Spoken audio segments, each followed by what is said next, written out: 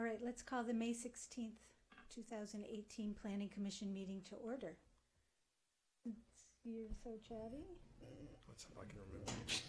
You only have to remember the first couple words. With allegiance to the flag of the United States of America and to the republic for which it stands, one nation, under God, indivisible, with liberty and justice for all. Thank you. And may we have a roll call? Commissioner Anderson? Here. Commissioner Fonda Bernardi? Here. Commissioner Lambert? Here. Commissioner McKinnon? Present. Commissioner Perry? Here. Chair Fresco. Here. And then the director's report, please. Good evening, Commission. After tonight, your next meeting is June 6th. We're planning to bring the telecommunications ordinance for the Commission review. And then on June 20th will be the start of the formal hearings for the local coastal plan, land use plan. That's tentative, but that's what we're planning for now. Coming up at City Council, May 22nd, which is next Tuesday, the Ccsp amendment for the sports field. So that's something the Commission reviewed a few weeks ago. And then also that same evening at Council, the zoning ordinance amendments that the Commission looked at recently. And then on June 12th, we have the DA float up for the 101 Santa Monica Hotel project. And then also that evening, a dockless mobility device pilot program will be going to the City Council. And that concludes my report. Happy to answer any questions. I have a question. Leslie? I heard a rumor that on May 22nd, the City Council was reopening the R1 IZO for the lot coverage issue. Is that No, it's not the IZO. They are reviewing the zoning ordinance amendments that the Planning Commission reviewed, which, if you recall, included a square footage limitation for ADUs. And that kind of ties into the R1 standard. So that might be what you're hearing. But it's not reopening the IZO. So the 1,200 square foot is being discussed? Yes. Not lot coverage? Okay, thank you. It's not the IZO. All right. Are there planning commissioner announcements? No, I have a question. Oh, you have a question for... So on June 20, you say the opening of the local coastal plan. Are you anticipating that will be a couple of meetings or...? Yes, it very well could be. We're titling this the start of the formal hearings for the coastal plan, so we think there could be multiple meetings. And are you anticipating that be all night? I mean, are you seeing that as 4 hours that night and 4 hours another night, or is it 2 hours that night and something else and come back another night? It's just the way you've put it, it strikes me. I mean, are we now another downtown community plan, nights and nights, or...? No, No, I think we had, I mean, for the date at this point is tentative, pending our continuing discussions with coastal staff and making edits. You know, our intention was always to edit the document in responsive to the comments that we received from both this commission and other commissions and boards that have commented on it. And we want to obviously do that in sufficient time, you know, to give people a chance to see it before you actually start your formal hearings. So, you know, June 20th is tentative, and it's the item that we have on there. But you know, whether it's multiple nights, I think it's really up to the commission as to, you know, you have seen the document several times, so it's not unfamiliar to you. So I don't think we anticipated a series of meetings like the DCP. You know, it's only if the commission thought that was necessary. It's just every time Mr. Martin refers to it, he says it's the start, and just that sort of weightiness. But we were being it does sound scary. perspective. All right. No more questions? Any planning commissioner announcements? I have one. I attended the downtown Santa Monica planning session last night for the promenade, and I think we had an item about parking here a month or two ago, and the gentleman that came from downtown Santa Monica highlighted an issue that I think came to the fore again last night. So it was a well-attended meeting. It was the last of three. There were a lot of attention on the promenade, and I intend to ask the commission later in the evening that we schedule a discussion about the downtown and the promenade, because it clearly needs a lot of attention fairly urgently. There are some major issues with retail and land use down there, and it's clearly suffering, and it's the economic engine of the city. And I think those issues came to the fore last night in the planning session. that downtown Santa Monica had. Okay, thank you. So you'll remind us at the end. Yes, Beautiful. Just- giving you time to think. We do, okay, thanks. We have no STOAs. We have, our first discussion is actually a report from staff on the, an overview, introduction and overview of 1997 Parks and Recreation Master Plan update. Chair, Yes. I'm wondering if we could consider modifying the agenda if there's no chits for the consent calendar. Maybe we could just tick that off. Does anybody, do you want to make a motion to change the agenda? Yes, I move that we hear the consent calendar item next in front of the discussion item. Okay, there's 2 items on the consent calendar. Is that correct?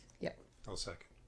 Okay, so we will move forward with those if there's a affirmative vote. All in favor? Aye. Aye. Opposed? Abstain? Okay. So let's jump ahead to our consent calendar. We have 2 items on the consent calendar. I'll move the consent calendar, Okay. 9A and 9B. Is there a second? Second. All in favor? Aye. Aye. Opposed? Abstain? Okay. Well, that's Excellent motion, Commissioner Anderson. fine work. I have Fine work.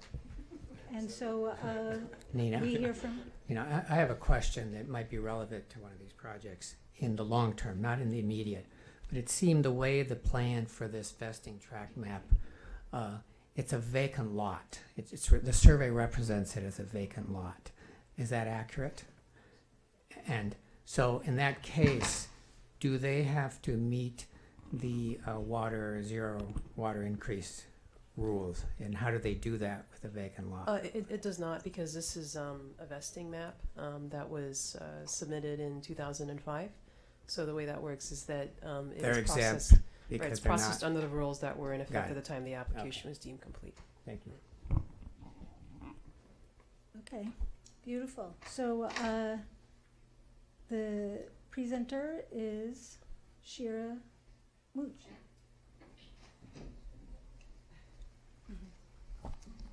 Good evening, and thank you for inviting me to speak with you and get some feedback on the Parks and Recreation Master Plan.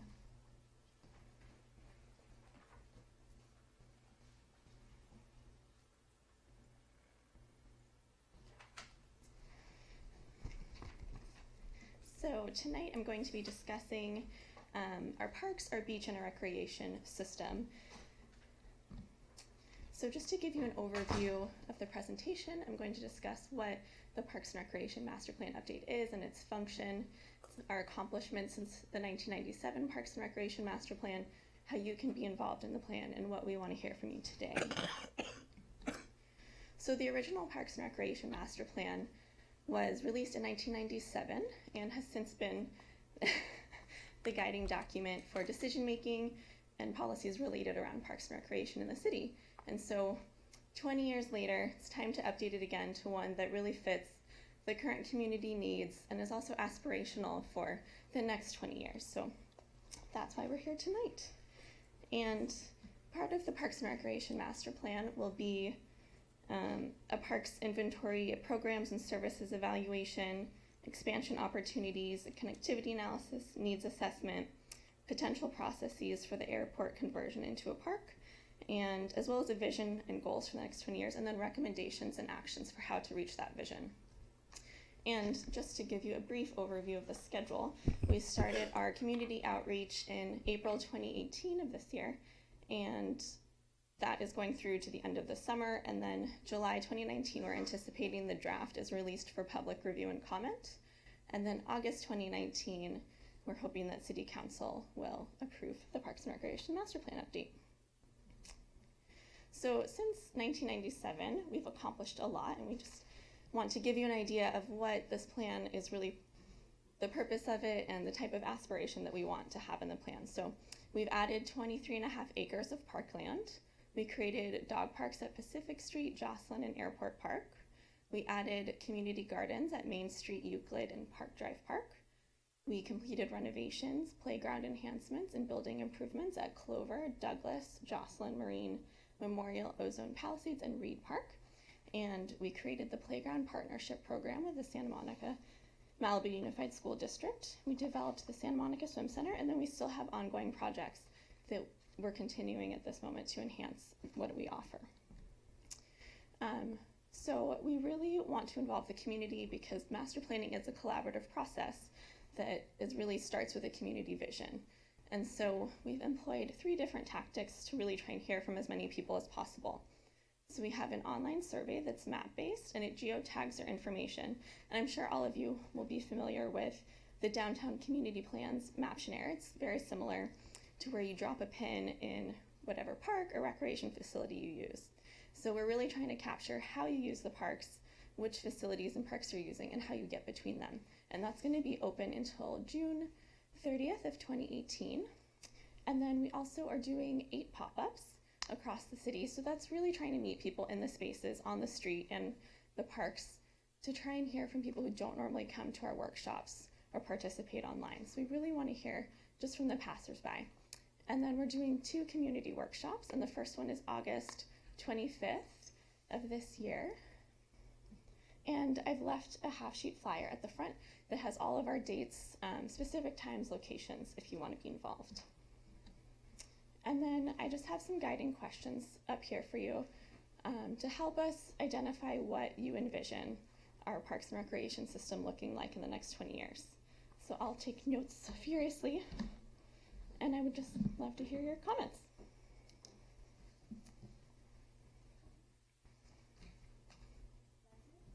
That's it. We're very efficient.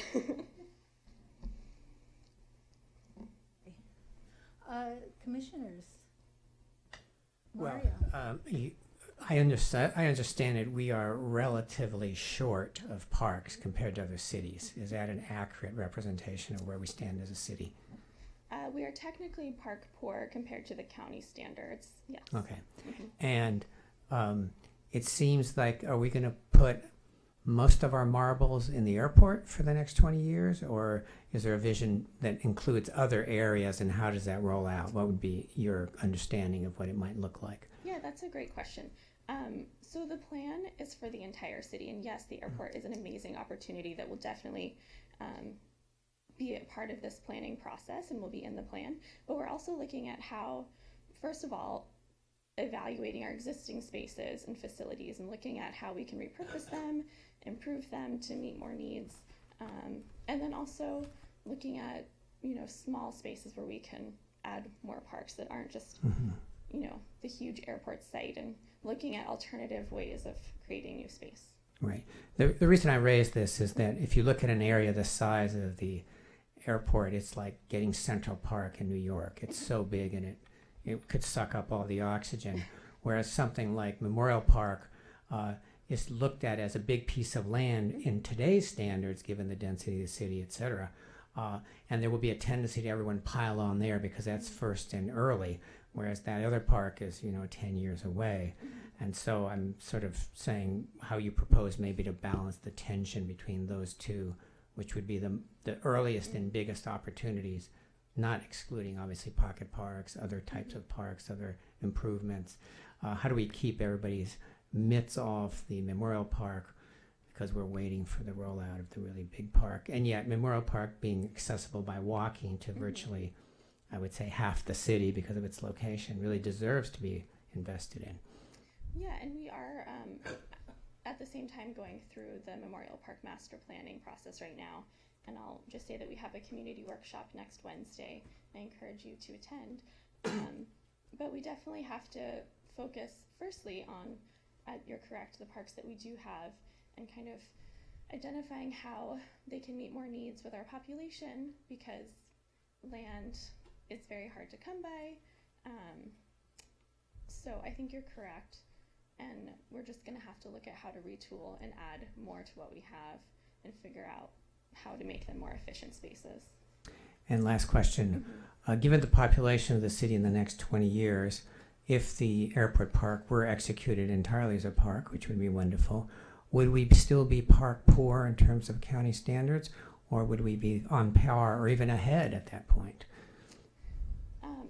I think that we would still be under the county standards, as far as I know. So and it's not quite 227 acres, Sure, but that's sure. the number that's Right, being used, right. Because that includes buildings that Sure. currently exist on that property. So it's hard to know exactly what the Great Park would be Mm-hmm. in terms of acreage, but I think we'd be much closer to on par with the Mhm. county. Even the population growth that might be projected over the same 20 years. Okay, thank you.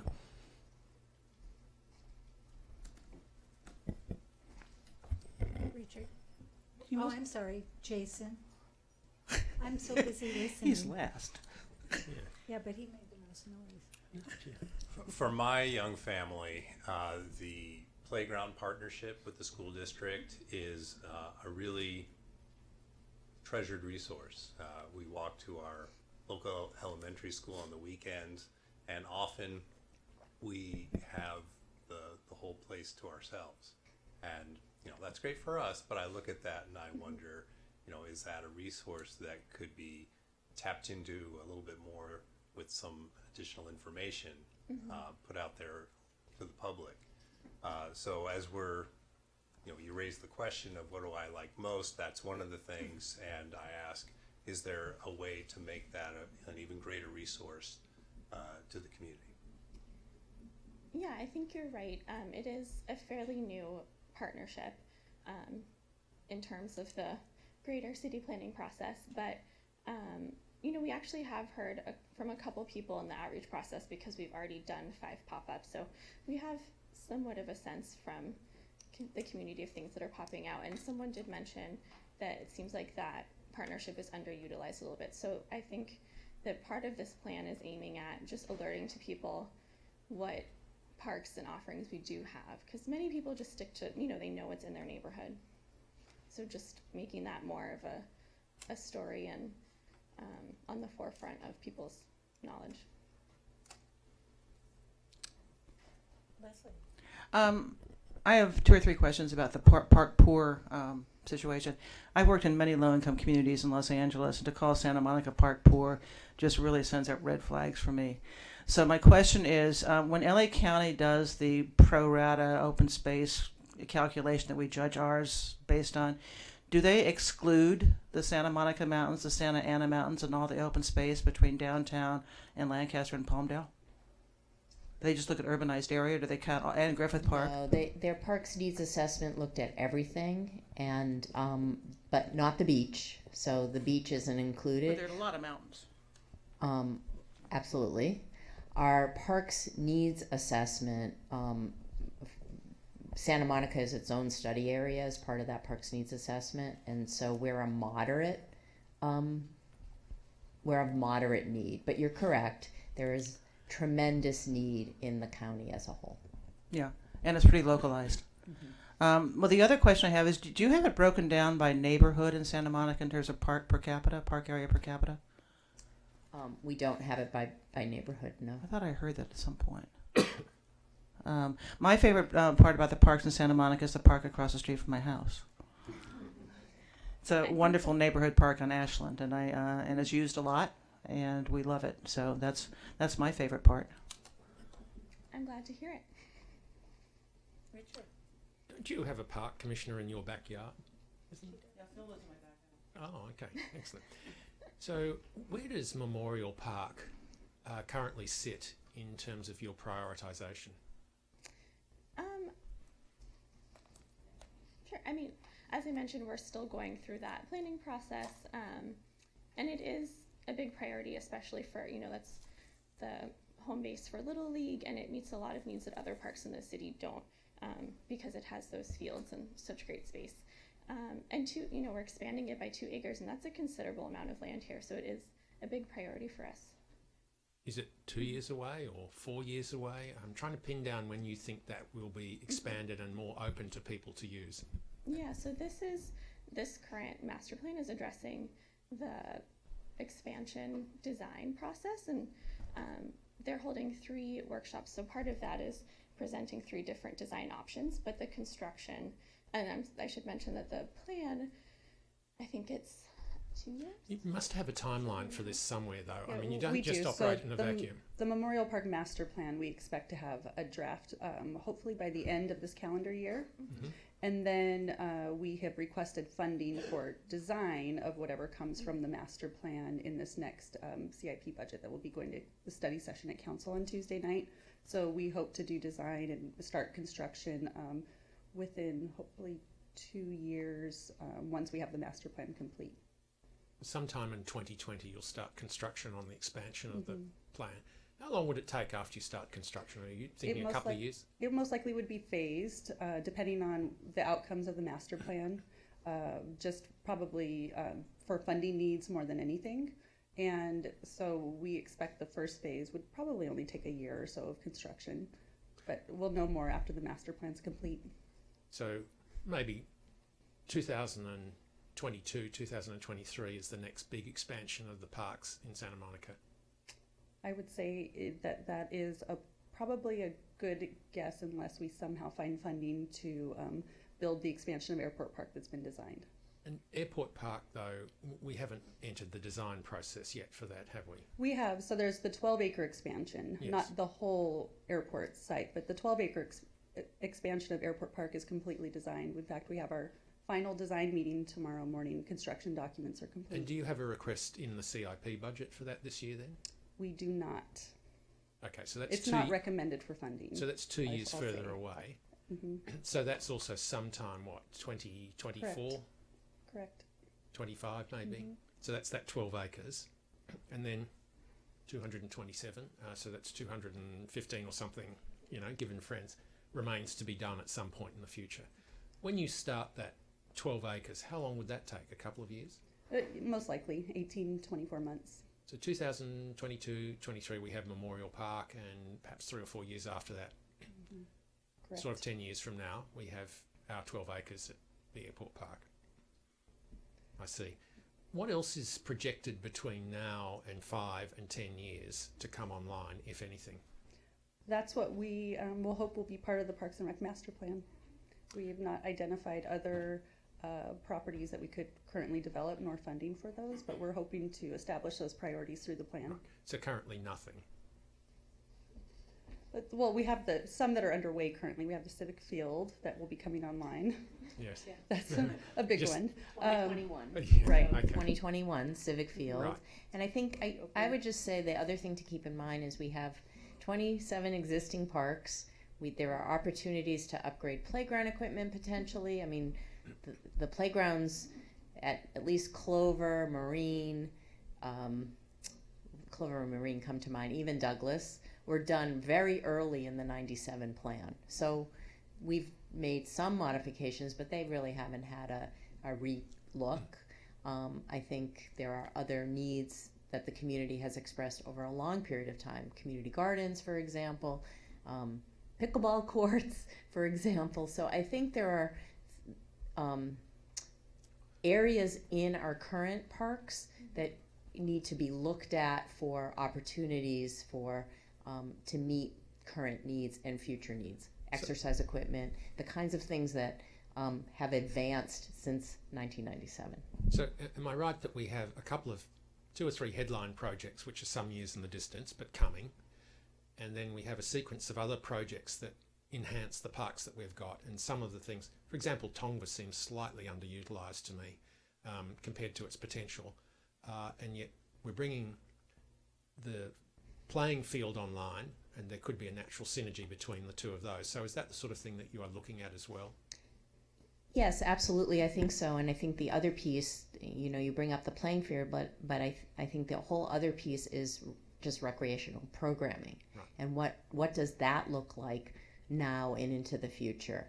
How does the city participate in the programs that are offered throughout the community, and who are our partners, and how does that happen?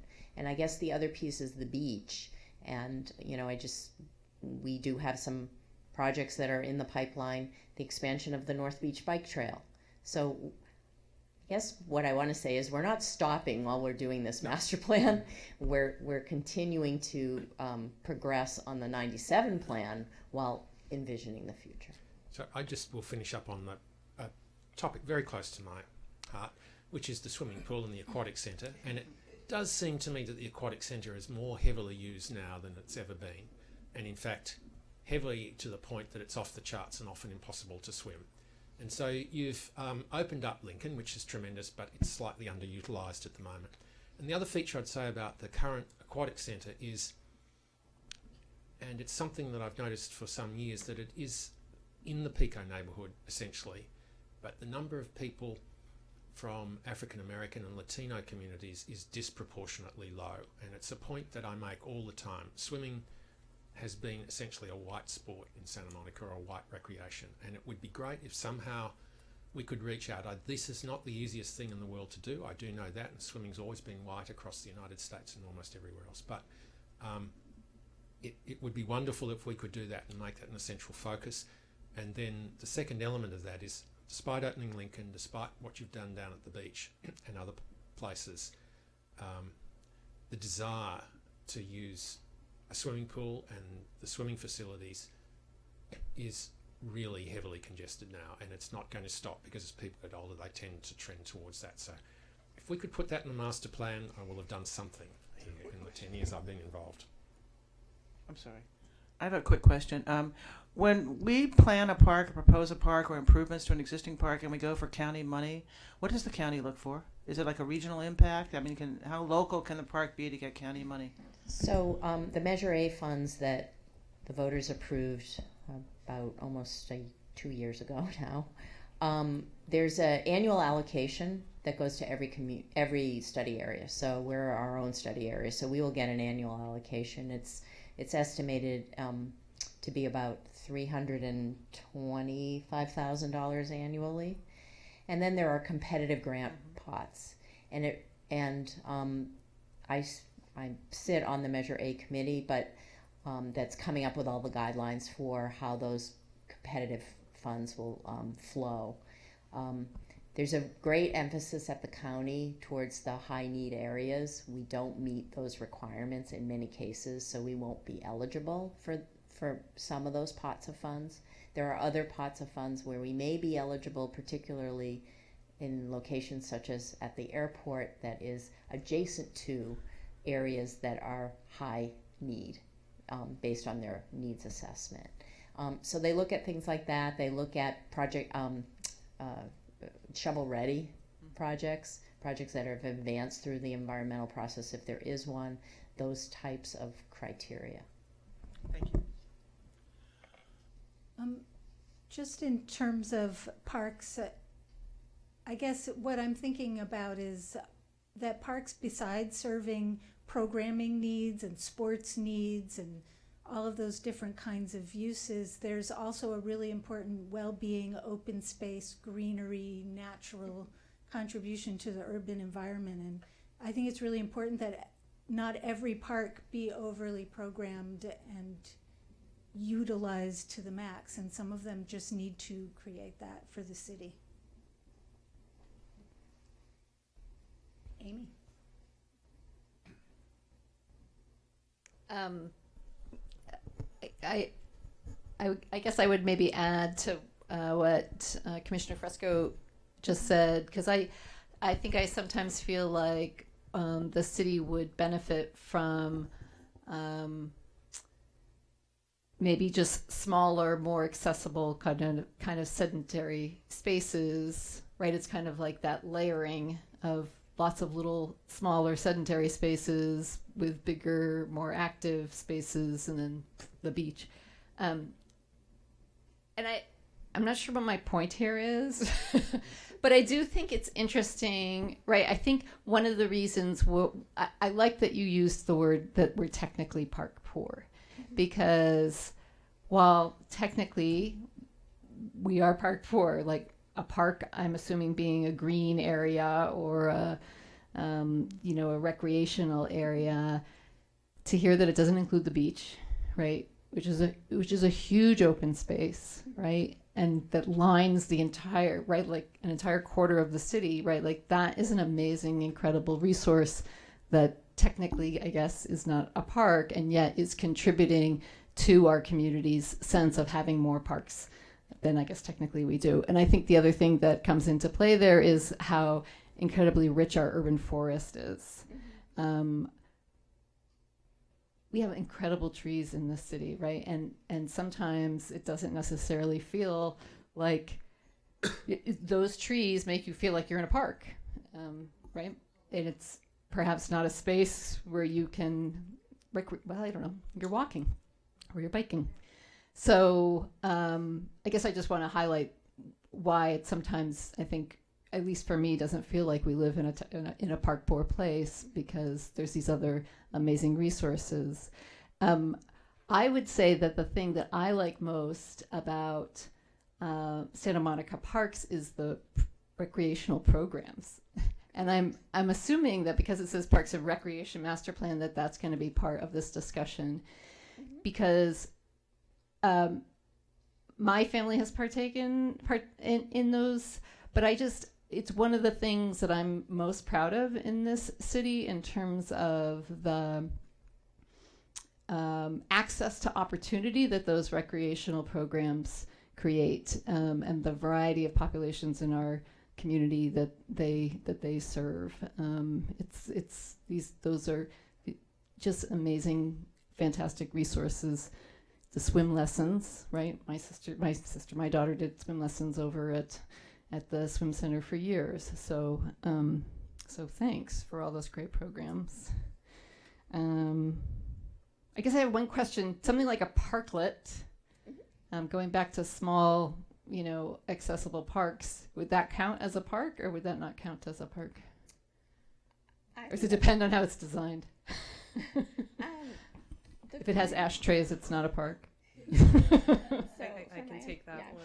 Yeah. So the parklets, like the parklet pilot on Main Street, they're technically not a public park. They're considered an extension of the sidewalk. Right. So they don't have the rules and what have you as a public park. But that's not to say that we couldn't include parklets in the future as public parks. Okay. Are there any other comments? We have a chit here that just arrived. Thank you. Phil Brock, would you like to take a moment?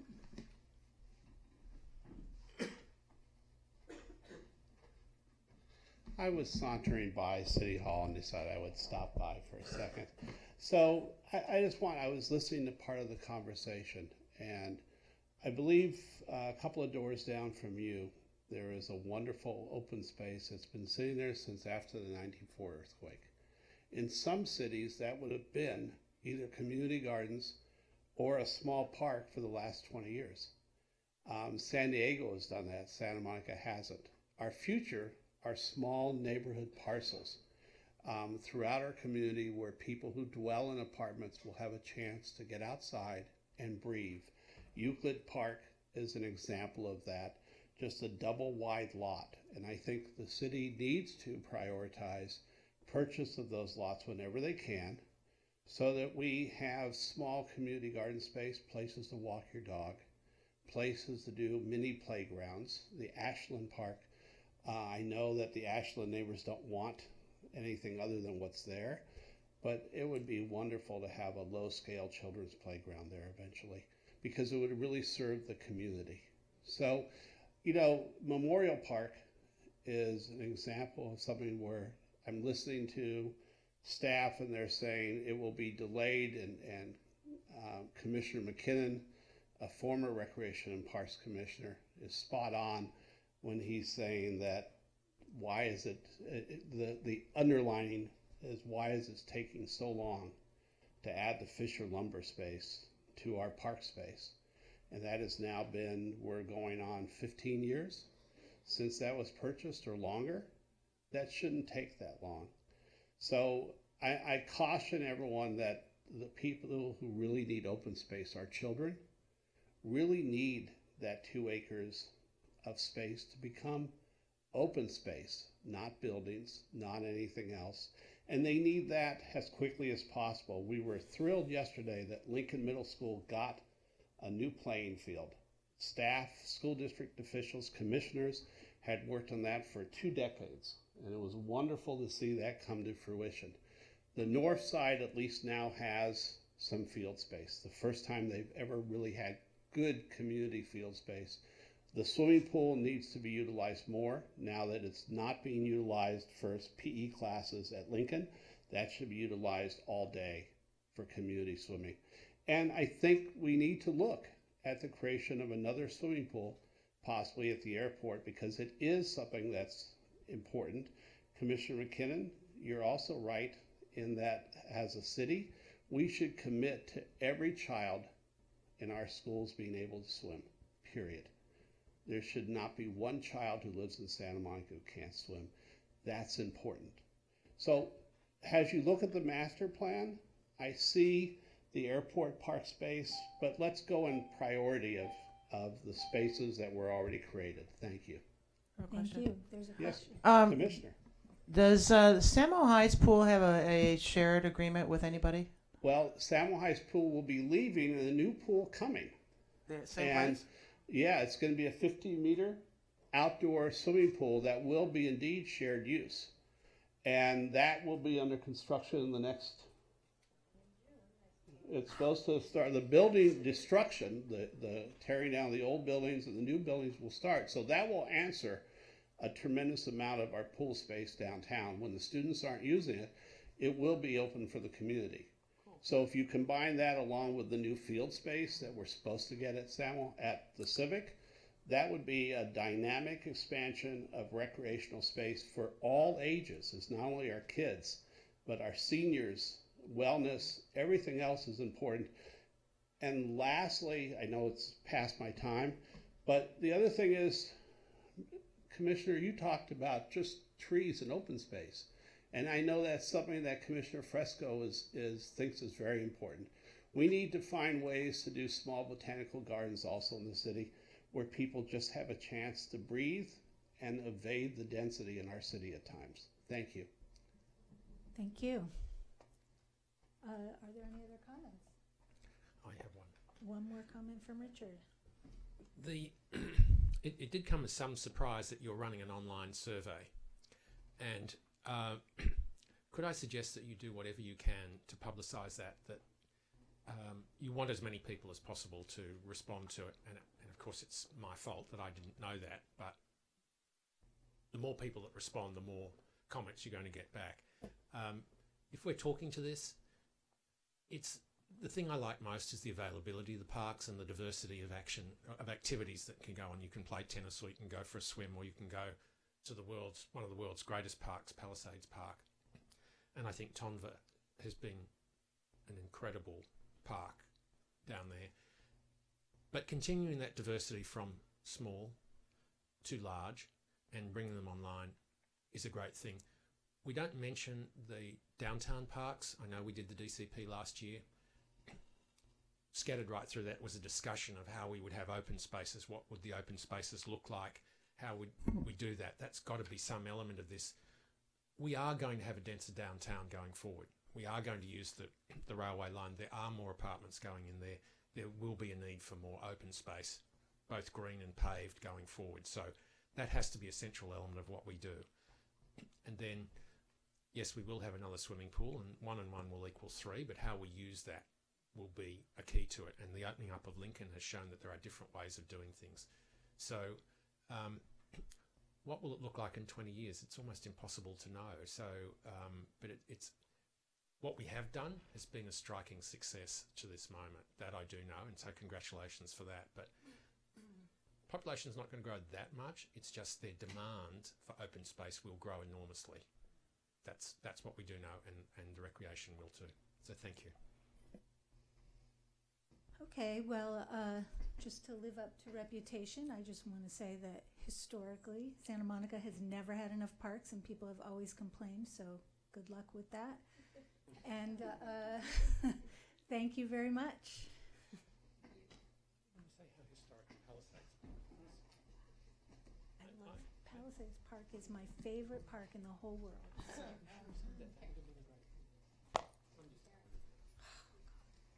All right. All right, so that brings us to item 10A, which is a review and discussion of the Safe Streets for 17th Street and Michigan Avenue project. And staff will present, and you have something to say. I do. I have an ownership interest in property that is about 1,000 feet from this project. And you know, I believe that one could reasonably expect that this project could influence the value of that property. Plus, the idea has been raised that this project at some point in the future could be expanded north, which would put it within 500 feet of that property. And so I'm going to need to recuse myself from this discussion, and I'm going to wish you all a good night. You watch it on television? Definitely, yes. Yes. All right, you're up. All right. Good evening. For some of you, it's the first time I see you. Others of you, longtime friends. My name is Carlos Morales. I'm the Senior Transportation Planner, and this is Safe Streets for 17th Street and Michigan Avenue. So let's dive right in. Super excited about this project. It's got a long history. It started way back in the loose age, was further identified through the Bike Action Plan, through the Draft Memorial Park Plan, and the outreach that was being done through that identified 17th Street to have additional protections for people that were walking and biking. The Mango Plan came out a year later and really identified some additional greenway components along Michigan Avenue. Pedestrian Action Plan called for additional lighting in the first 5 years of adoption of the PED Action Plan.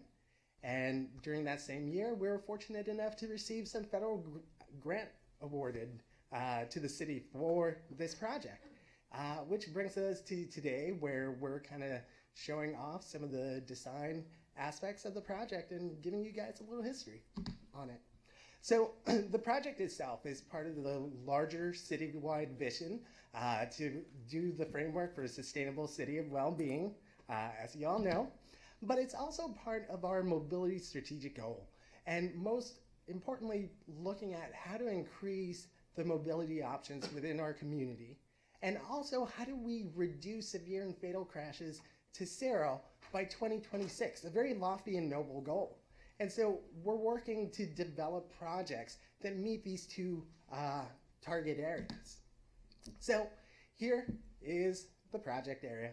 It's a 1.1 mile section along 17th Street from Wilshire Boulevard in the north all the way to Pico in the south.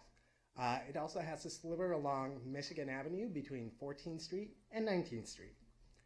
So one of the things that happened just recently, I don't know if you've noticed, there's a little thing called the train, and with it there's been an increase of people. So we've seen the volume of people increase 1,600% just at 17th and Colorado, and likewise for bikes, 82% increase in the volume. You could go there anytime, 3 to 6 minute headways, and this is a typical scene. One of the other things we've done is we've conducted household travel surveys, and we've asked people what would make you feel safer walking in Santa Monica. And two of the things that tend to pop up are that more pedestrian lighting along neighborhood streets, and the city needs to address speeding on neighborhood streets. We asked a similar question for biking, and the number one concern is having more protection for bike facilities. We also know citywide, we looked at some of the safety data, we know that 18% of all collisions are walk and bike. But when we break it down to severe and fatal, those numbers drastically increase. We have 59% are walk bike in severe collisions, and nearly 70% are fatal collisions.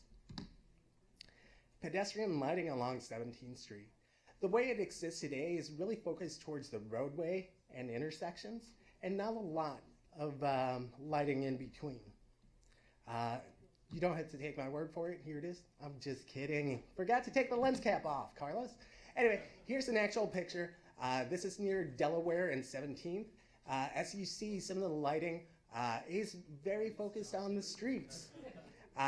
But if you care for your personal safety, it gets a little scary. There's a lot of dark, hidden areas, and makes it a barrier for people to get out there at night, during the winter, during the times of the day that it's kind of dark.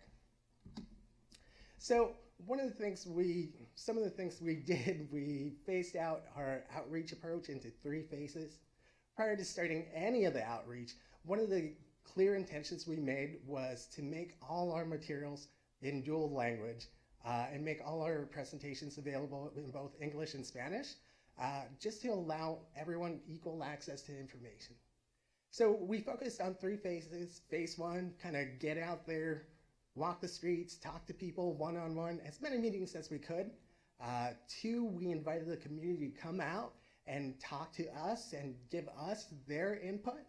And then finally, we came back out and kind of reported back to the community some of the things we've heard and some of the design aspects. So this is an example of our door hangs. We went out, hung some door hangs on every door in an apartment, and sometimes it was kind of warm during that time. We also participated in the Pico Block Party several times and a lot of citywide events, trying to inform people about the project. The second phase was really culminated through this Safe Streets for 17th Street ice cream social that we held. We held a block party. We closed off Delaware Avenue between 16th and 17th Street. We invited all kinds of neighbors to come out, and basically we shut down the street and opened it up for people. You don't have to take my word for it. There are a lot of people who showed up, young, old. There were games, there were ice cream, there was free coffee as well. There were bands, solar DJs, list goes on. We also invited our neighborhood partners, neighborhood groups, local SMC representatives to come out and share their information. We did a pop-up protected bikeway. We even had free ice cream, but we also partnered with another department and their Paletas project that was going on at the same time. So we had some synergies with other departments.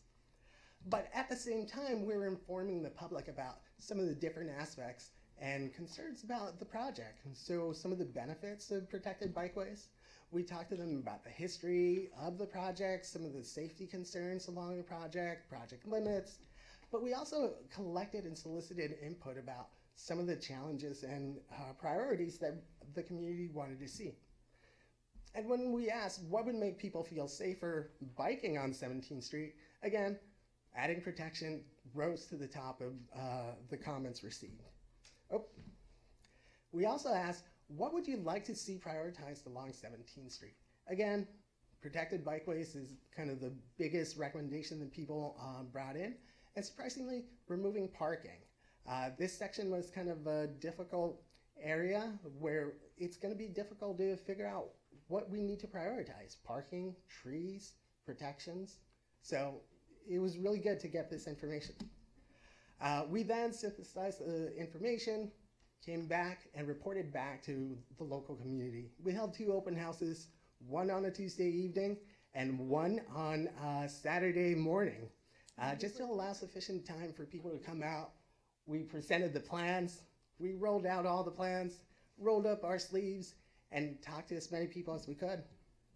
We engaged them in, again, some of the project histories and educating them on some of the new and interesting aspects of the project. And here's some of the things we heard. One of the key takeaways we keep hearing and I keep getting emailed about is this increased need for safety for people walking and turning vehicles. It seems to be a very pervasive issue throughout the city, and especially so with this project. People keep emailing me and asking me, so what are you going to do at this intersection to protect me from turning cars? Some of the other things we've heard is there's a strong desire and need for maintaining parking. There's a need and a want for creating a sense of community and kind of placemaking through lighting and street furniture. We received mixed results regarding traffic circles on Michigan Avenue. And two kind of very interesting related issues are there's a strong issue regarding affordability and preferential parking in the area. And there's this increased need and want for additional education for both motorists, cyclists, and pedestrians. So without further ado, here's some of the enhancements we're looking at. So as I mentioned, pedestrian scale lighting. One of the key things you'll see is that it's located on the west side of 17th Street, 50 feet apart. Here's an example of the lights. They're approximately 13 to 16 feet tall, focused on the sidewalk. If you want to go see them, go check out Michigan Avenue between Lincoln and 19th Street. These were recently installed this past fall, 2017. Along 17th Street, we're also proposing 6 curb extensions. And the purpose of the curb extension is 1, to increase visibility between pedestrians and motorized vehicles. 2, reduce the width and exposure rate of pedestrians trying to cross the street. And 3, it also allows additional space for the more people that are walking out there. You know, these aren't new. We've seen them along 23rd and Pearl and throughout the city, so it's not a big new concept. In terms of bicycling enhancements, what we're looking at doing is traditionally bike lanes are located on the left-hand side of parked cars. What we're planning on doing is simply switching the situation. We're putting the bike lane next to the curb, putting a raised median between the parked car and the bike lane, giving essentially cyclists 10 feet of protection from moving traffic. Here's some examples. One on Van Nuys Boulevard by LADOT, where they've done it with simple bollards and striping. Here's Chicago. They elevated their median. And overall, what we've seen most recently is this Green Lane Cities project started a couple years back. They invited about 6 different cities throughout the US, and they installed a network of protected facilities. And what they saw dramatically was an increase in ridership. But it's not just your road warriors, spandex-clad young males going out there. What we actually saw was that it wasn't just the number of people that increased, it was the type of people. So we saw young kids going out there on the streets and older adults enjoying these new facilities. So, traditional mixing zones and conflict points. So, this is a traditional bike lane along 17th Street and Broadway, where you see the skip striping, which is a traditional way and method of merging. And what usually happens is, as a cyclist, you're trying to go through. As a motorist, you kind of have to merge to the right, and that creates a confusion, sometimes a barrier to novice riders to get out there, or even parents to allow kids to go out there. Flip it and look at it for a left-hand turn, you would have to cross 2 lanes of traffic in order to make your left turn. So what we're proposing is something called a protected intersection, or sometimes called a Dutch intersection. It's got 3 main aspects. 1, it elevates the visibility of pedestrians and cyclists as they would stop at position number 1, and the vehicles would be stopped further back. So the stop bar for vehicles is pushed further back. 2, it provides this level of protection, this thing called a floating island, which acts as a barrier, just like a normal curb. And 3, it allows vehicles to take the turn at a slower pace. This is a SketchUp rendering of Broadway and 17th. And so as a cyclist, you would be able to, 1, get a head start when the light turns green and completely clear the intersection before vehicles are even there. And then 2, if you're trying to make a left turn, you just follow the green.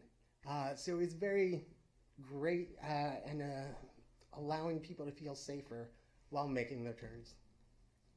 So along Michigan Avenue, we looked at 4 major intersections along the area. 14th, 15th, 16th, and 18th Street. You might remember these from the Mango Plan. This is the central corridor where we called out for additional mini traffic circles at all the intersections. What we ended up doing is on 14th and Michigan, again, going back to our roots, getting our curb extensions, taking a 40-foot roadway and turning it into 24, essentially providing a gateway towards Michigan Avenue, delineating the space for people that walk and or bike.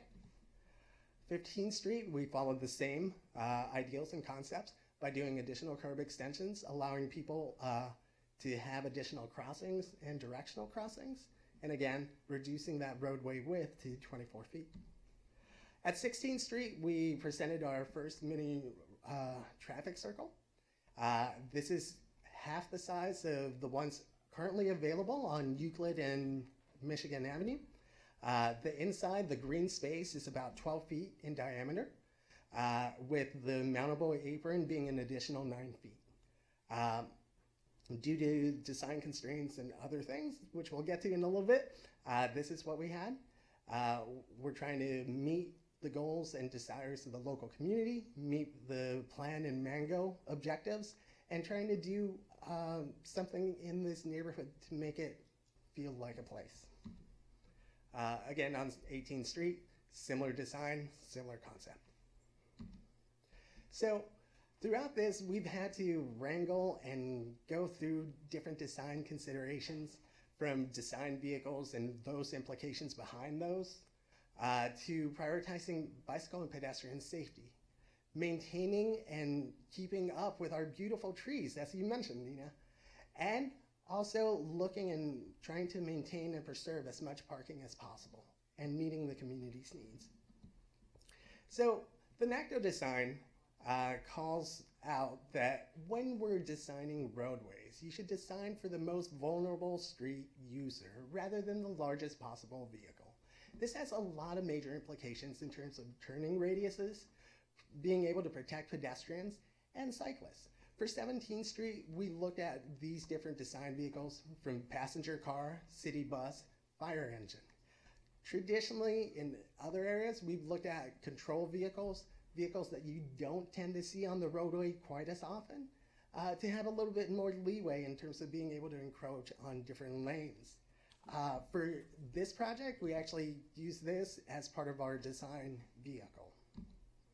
So we gathered the team, got on the fire truck, and watched the live action. So we actually went out with our fire department to see how the fire vehicle actually performs on the city streets and actually on the corridor we were looking at. We tested it near Broadway, near Wilshire.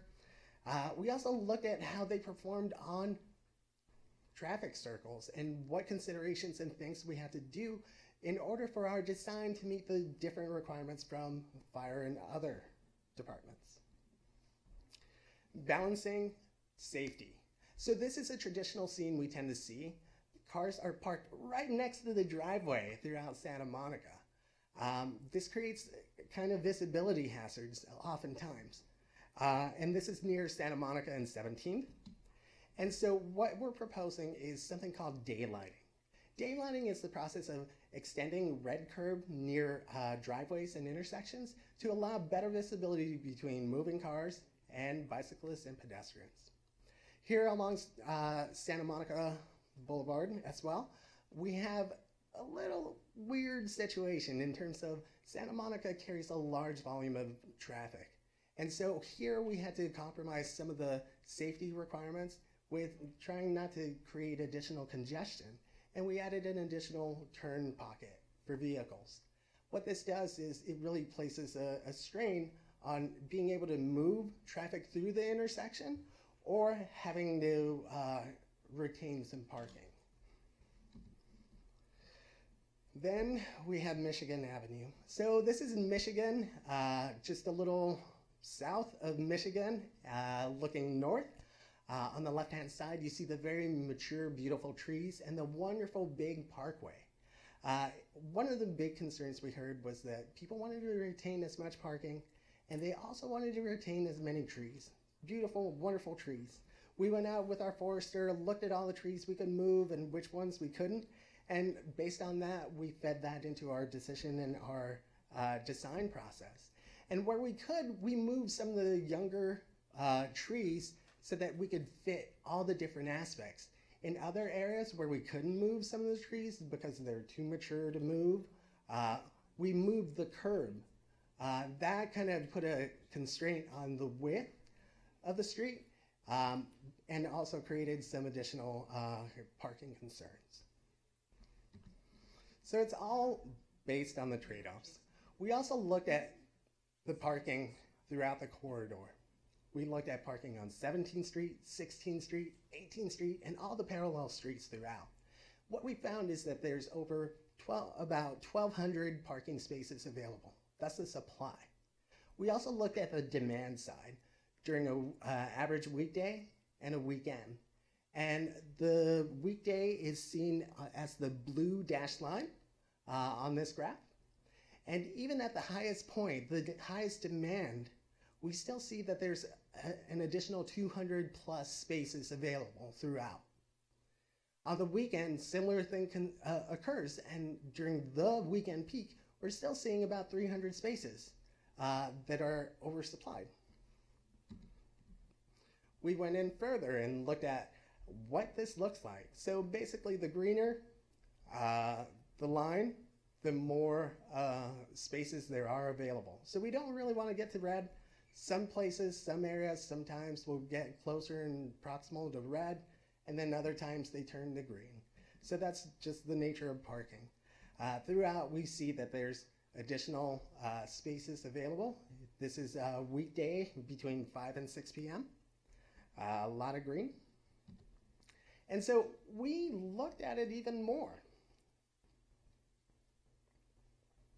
We broke down the corridor into 2 block chunks so that it's not realistic to think that someone parked near Wilshire and 17th is going to park all the way to Michigan and 17th to find a parking space. That's not realistic. And so we broke down and looked at what it means for our 2 block radius. And what we found was that in that 2 blocks between Wilshire and Santa Monica, that parking shed, we have a total of 327 actual spaces available. On average, we find that we have about 60 spaces available at any one time throughout the day, and we're proposing to remove 27. So that's how the graphs work. Similar along Santa Monica to Colorado, similar along Colorado to Michigan, where we see 8. That's a section where we don't have parking. That's why the numbers are so much lower along there.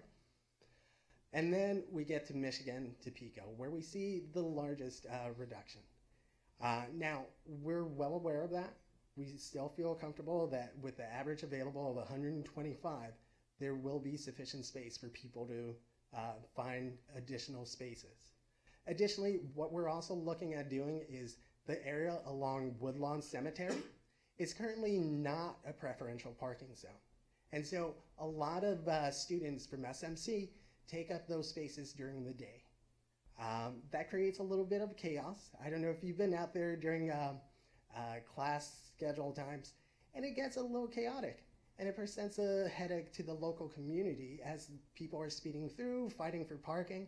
One of the things that we're proposing is creating that area, making that Woodlawn area into preferential parking, giving it back essentially to the community and displacing the removal. So next steps, we're looking to go to council next. After that, go into our final design construction phase, where we'll refine our plans, do a lot more work, go out and secure additional permits from the state, and continue public engagement and talking to all the wonderful people we got to meet. Then hopefully issue RFP for construction and begin construction sometime in early 2020. With that, I am finished, and just to focus our discussion, I broke it down to pedestrian, protected bikeway, and Michigan Avenue, the 3 main components of the project. Thank you very much. Thank you. Do you want to ask some questions of staff before chits, or you want to do the chits first? Doesn't Okay. matter. Let's hear from the public. We have Kristen Caruso, Jason Islis, and Carl Hanson to start. So, Kristen?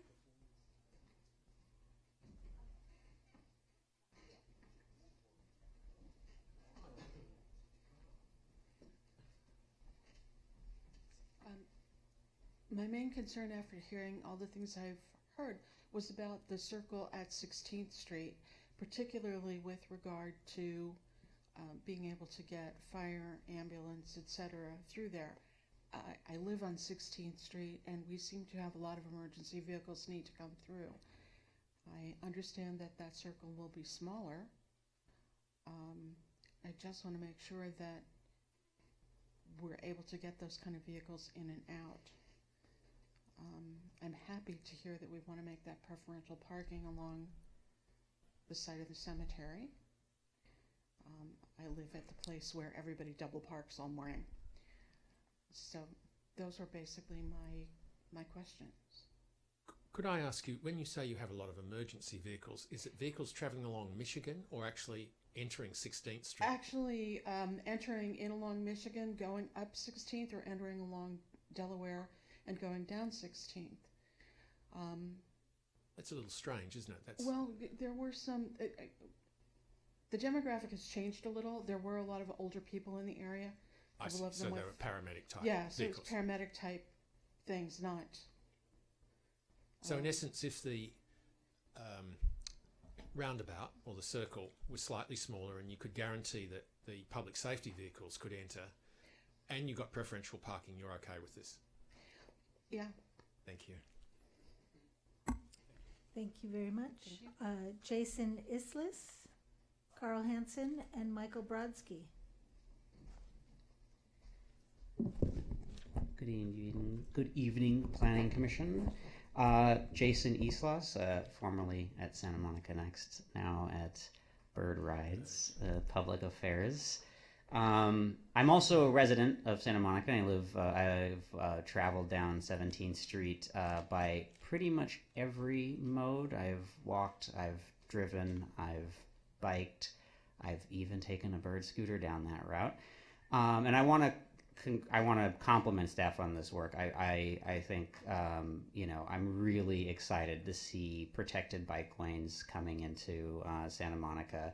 The Esplanade is lovely, but it's so short, and it's a really good example of what we can have. And I think that a lot of the reality is that whether you're on a bike or on a scooter, people go where they're comfortable or they feel safe. And the best thing we can really do is to create a streetscape where people feel safe riding or walking where they're supposed to. And I think this goes a long way to really start making that a reality. I know there are some concerns about parking, but we can still offer protected bike lanes that are parking protected. There are options. There's flexibility in here that we can allow for. I'm really excited to see this because I think once the community sees it, they will like it and they will want more of it. So thank you for all the hard work. The other thing I wanted to say was that, most people here know that speed limits aren't really what control people's speeds. Street design does. And the more we can make the streets safe for human speeds, the better off we'll all be, no matter how we're getting around. So thank you. Thank you. Leslie has a question. Actually, Amy was first. I didn't, you're in. Oh. So we'll just make sure, though, that the birds aren't in the bike lane, right? Well, it's not clear exactly where they're where it's supposed to be. So. Yeah, I think that this is. I mean. Yeah, my understanding is that they are allowed to be in the bike lane. Interesting. Okay, we can talk about that. Carl can answer more legal questions than I can about that. Because otherwise it would be. Because otherwise it'll be a challenge, right? Because there's. I'm sorry. We can't have. I'm sorry. It's okay. Thank you. Mm-hmm. That's another question. Is that? Well, I'll wait for Carl. That was the same question. Bird has become like the invasion of the body snatchers. I mean, you're like the third local person who's been hired by Bird. That's true.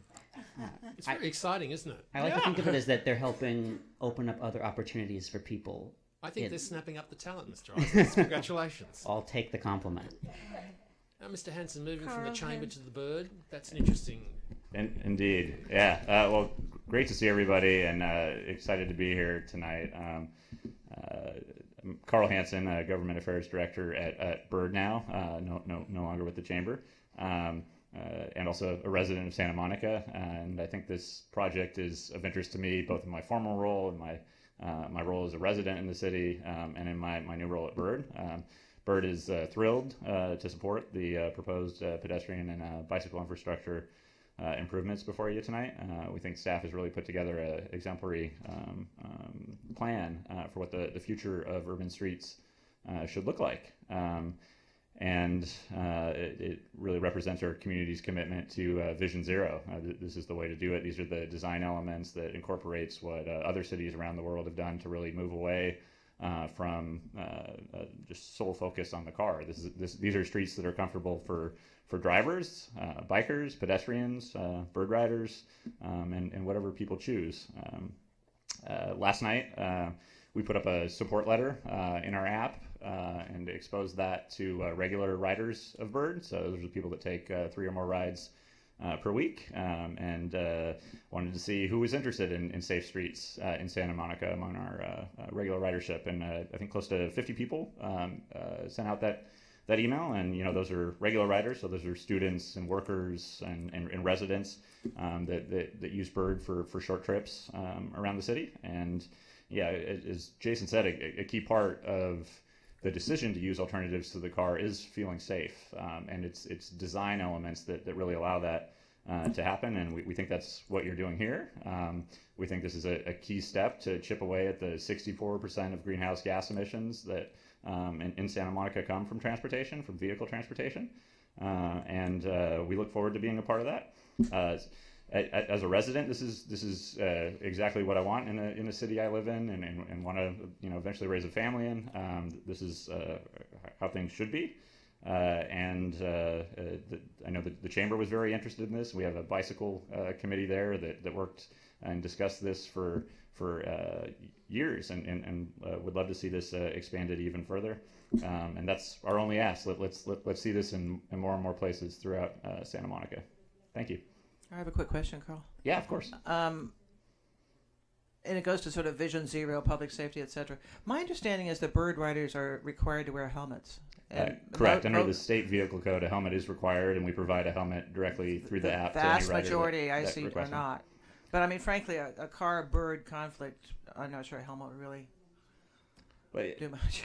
we definitely want to see our riders wear helmets, and that's why we make helmets available for free through the app. And as well as require it on the footboard of every bird and within the how to ride instructions within the app. Yeah, thank you. Yeah. Thank you, Richard.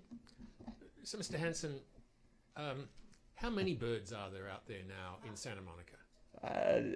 It depends on the day and the weather. It kind of fluctuates to meet the demand in the community, but it's around a little over 1,000. And how many regular users do you have at the moment? I don't have that number in front of me right now, but I can get that to you. Ballpark it. I mean, are we a couple of thousand, or is it 5,000? I mean, no, it's north of that for sure. Yeah. And so, is that 1,000 rides a day people are taking, or are they taking 10,000 rides? I don't have that number in front of me either, but I'd be happy to get you that one too. Yeah. Ballpark that again. You must sort of vaguely have heard it's a big number. Yeah, there are a lot of rides that happen in Santa Monica. I know the average ride distance is 1.6 miles, I believe, in the city of Santa Monica. Did you say a minute ago that you expect bird riders to use this piece of infrastructure in the protected element as opposed to on the street? Correct. Yeah. So that goes back to my question of, won't people just pick up birds at one end of Wilshire and then zip along the protected bike lane, thereby crowding it out? No, I certainly hope not. I think there's plenty of room in the bike lane, and the more people that are using it, I think will drive more demand for more bike lanes in the city. And I mean, this is infrastructure that I think can support more bicyclists, more birders, electric bicyclists. So you think electric bikes should be in that bike lane as well? It depends on the classification of electric bike, but yeah, absolutely. Yeah. Okay, so how many people do you think would use an electric bike or a bird along this stretch from Wilshire? I mean, you must have numbers. I'm sure you're going to tell me you don't have those numbers, but I do not have those numbers on me, but I hope a lot. You are still working at Bird, though, aren't you? Yeah. The government affairs. Yeah. Okay, so we see a large explosion of people using Bird just almost organically, growing every day. More and more people using it. So this demand, you think, will now want to be on the street in these protected bike lanes? Yeah, 100%. I think if people have a bike lane where they feel safe, they're not going to be riding on sidewalks, which we absolutely do not want to see, which is illegal. I think the more safe infrastructure we can provide, the more people will mode shift out of cars into alternatives like Bird, like bikes. And do people who use Bird also ride bikes? I certainly hope so. I mean, our view is that the more options that are available to people, the better chance it will be that they choose not to take a car. Thank you. Yeah, thank you. We have Michael Brodsky, then Andrew Hoyer, then Erlinda Valle. Hello, I'm Michael Brodsky, and I'm a board member of Santa Monica Spoke, which is the bicycle and pedestrian advocacy group here in Santa Monica. And I'm also a resident on 17th Street. So I have a very vested interest in this project as both a cyclist and a resident. And I want to commend the staff for doing an extraordinary job. They've done a great deal of outreach. We've had time to spend hours going over every square inch of both the 17th part of the plan and the Michigan Avenue plan. We've contributed tons of ideas and changes and suggestions which they've incorporated and really taken to heart. And I think they've produced a model that is really extraordinary and will serve the residents of Santa Monica. Its primary mandate is to make our safe streets safer, and it will calm traffic and separate bicyclists and pedestrians from traffic, and that's what could be better than that. And it would encourage people to take Expo, which I do, and to travel 17th safer to Santa Monica College and Pico, allow us to go to Wilshire. It's really a model that you see everywhere in Europe, but it's such a rarity here. And I can't wait till this goes in, and I can't wait to see the results. And hopefully it will be a model for other streets like Broadway or 14th, really to complete a great network in Santa Monica. So thank you very much, and I hope you greenlight this project. Thank you. Thank you. Andrew Hoyer, Erlinda Valle, and Josh Warren. Good evening, Andrew Hoyer, Santa Monica Mid-City Neighbors Government Affairs Officer. First off, I'd like to thank city staff. We were reached out to early on in this process. Carlos called Stacy and I to come down and meet him at the Metro. We walked the area. He kind of discussed the plans. So we had a good visceral experience of what it's like now, and he pretty much described what they were anticipating. I will express my support for this. I had some concerns. Actually, initially, I learned from Cynthia Rose that protected bike lanes can cause problems with driveways being dangerous, a little more dangerous to pull out, more chance of hitting a cyclist. And they kind of explained to us how they address those by pushing the parking. That's part of losing the parking, is pushing the parking spaces away and creating less of a blind spot. So I was glad to see that that was something that could be overcome. We did participate in their ice cream social, and we did hear the results of all that. Carlos gave us a very brief version of this, and then he came out to one of our meetings and presented a much better plan or a better presentation. And the only thing I'll end with here, this is the only thing I see you having true resistance from the drivers on. At 17th and Broadway and also at Arizona, you're going to lose left turn lanes. Now, again, I still support this 100%, but that is where you are going to get resistance. That is where you're going to get mad drivers. So I don't think that can be adjudicated in any way, but thank you. Thank you. Erlinda? I understand that she speaks Spanish. Is somebody going to translate her for the record? I spoke with her, and she said she wanted to withdraw. Okay. Are you sure? All right. I'm sorry. Josh Warren.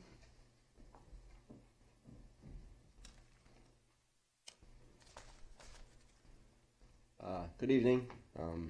This, really kudos to you. This is the model for how you want to provide safe biking opportunities. Really separating, putting the bikes on the pedestrian side provides a much safer environment for biking. Really putting the cars, separating the cars by parked cars is really where you want the cars to be. Just decrease the incidence of sort of vehicular damage. As part of the, it seems like there's a lot of hostility to Bird. It's like they're like all over the place, which is kind of annoying. But as part of the strategic goal to increase the diversity and quality of mobility modes, like something like Bird in bike lane seems to be very reasonable. That's all I have to say. Thank you very much. That concludes the public hearing, so let's move to questions. Leslie? Oh, no, Mario? You just turned me off. I didn't touch you. Mario got his finger in first. Brilliant. Mario goes How did you do first. that, He Mario? was really fast. First of all, let me say this is the most exciting thing that's happened to Santa Monica in terms of transportation since the train, hands down. And I think you've actually nailed the head perfectly in terms of the trade-offs between the parking, the trees, the safety, and the mobility in general. So it's really, really a wonderful plan. And like most plans, it's obviously not something that happened overnight, but it would be wonderful to speed it up. And, you know, with no really, if I may say so, visible resistance, is there any way to speed this thing up? Because we're talking about way out there in the future when it actually gets implemented. And is there any way to compress the time scale to fast track the planning and approval and the budgeting and really get it done? And make that as a challenge, because it's so good now. The only thing wrong with it is it's not here today or tomorrow. Got it. I wish I could. Some aspects we are going to try to fast track as much as possible. If we can get some RFPs out quicker, better, stronger, faster, we'll look at doing that. Part of it is also we do have federal funding for this. So this is part of congestion air quality management. They have additional requirements when it comes to construction and when it comes to all the additional paperwork and requirements that we have to fulfill. And some of those, whether we like them or not, will take some time. And those are time points that we can try to push and move forward as much as possible, but we may not be able to. Other things that are also on the horizon are also for 17th in Colorado, we're going to need the California Public Utilities Commission approval for whatever design process we go through there. That in and of itself will take a little bit of time. So there are some time checks that we're trying to push through as much as possible. Our principal, Joe San Clemente, is helping me out, and we're trying to navigate our way through Caltrans and trying to make this expeditiously as possible. As we've heard, this commission and city council say they want more, faster, now. Okay. So thank you. The other questions I had, well, first of all, let's take up the bird issue right now. Birds are or not allowed on the bike path. Let's just get it from the horse's mouth here. As I understand it, yes.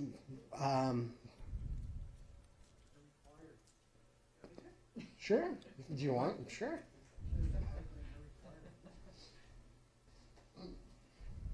Good evening. Yes, in fact, that is where we'd prefer them to be. They are not allowed legally on the sidewalks in Santa Monica or really anywhere else in the state. And we would prefer them to be operating in the bike lanes in order to, because right now their speed is governed at 15 miles an hour. So that is an appropriate speed for them to be in the bike lanes. It is the safest place for them to be right now, both for them and for everyone else on the street. And they can be on any bike lane. They could be on the beach bike lanes, for instance, or is that different for some reason? Are they everywhere, or are they just limited to certain particular roads or bike paths? Right now, basically where a bicycle can go, bird can go.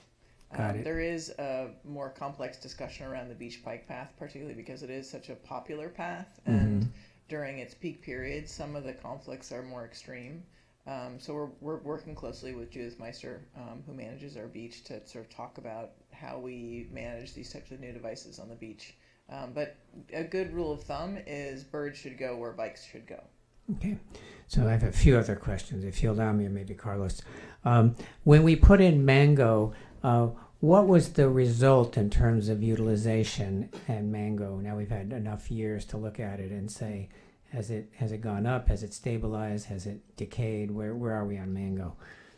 I think some of the latest numbers I've seen show an increase in the number of people using Michigan Avenue.